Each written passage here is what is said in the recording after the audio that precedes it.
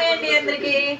ఈరోజు వాన పడుతుంది కదండి. ఇందాక చక్రాలు వేసాను. మా పిల్లలేమో బజ్జీలు వేయమని అంటే ఇప్పుడు అంతా యూట్యూబ్లో ఈ ట్రెండ్ ఒకటి నడుస్తుంది బజ్జీలది, గ్లాస్లో పెట్టి ఉంచడం. అందుకే నేను కూడా ట్రై చేద్దామని చేస్తున్నాను. మళ్ళీ ఎలా వచ్చిందో చూద్దాము. ఇదిగోండి, ఇదైతే బాగానే ఉంది. చక్కగా పిండి ఎటు పోకుండా అయితే వాళ్ళు చూపించింది ఒకటి సరిగ్గా కుదరపోయినా ఒకటి అయితే బాగానే కుదురుతుంది.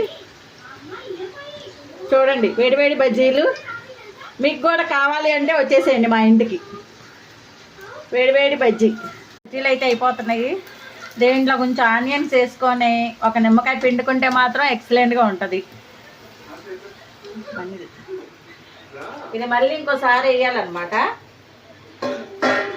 ఇంకోసారి వేస్తే బజ్జీలు ఇంకా ఎక్సలెంట్గా ఉంటాయి. ఇంకోసారి పిండి ముంచేస్తే ఇంకా బాగుంటాయి అన్నమాట.